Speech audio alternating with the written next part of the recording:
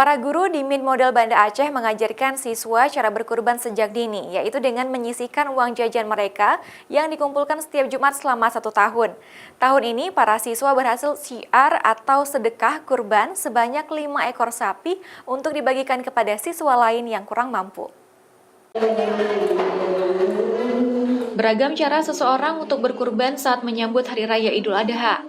Seperti siswa-siswi di Min Model Banda Aceh, yaitu dengan cara menyisihkan uang jajan mereka setiap Jumat selama 1 tahun.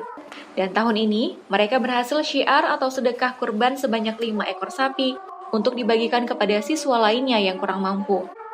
Program menyisihkan uang jajan untuk berkurban ini sudah beberapa tahun lalu dijalankan di Min Model Banda Aceh. Para guru memberikan edukasi kepada siswanya bersedekah kurban sejak usia dini, serta membangkitkan minat anak untuk berkurban setiap tahunnya, yang ditujukan kepada anak yang kurang mampu. Alhamdulillah tahun ini ada peningkatan dari tahun lalu, kita potong 5 lembu. Ini adalah sebenarnya syiar ya, kalau kurban kan untuk 7 orang, tapi ini kan syiar 5 ekor itu dari kumpulan anak-anak setiap hari Jumat. Kalau tahun lalu 4 ekor, tahun ini 5 ekor, dan dibagikan kepada anak-anak yang kurang mampu di Min Model Banda Aceh. Dari 1.258 siswa yang ada di Min Model Banda Aceh, ada 200 anak yang dinilai kurang mampu dari segi ekonomi, yang mendapatkan kupon daging kurban.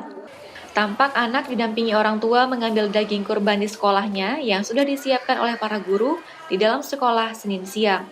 Jika tahun lalu mereka berhasil berkurban sebanyak 4 ekor sapi, tahun ini meningkat menjadi 5 ekor sapi. Para siswa sangat antusias mengumpulkan uang jajan mereka yang diserahkan kepada gurunya setiap hari Jumat.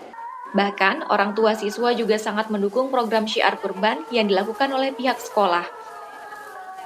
Nova Bisdayanti, Kompas TV, Banda Aceh.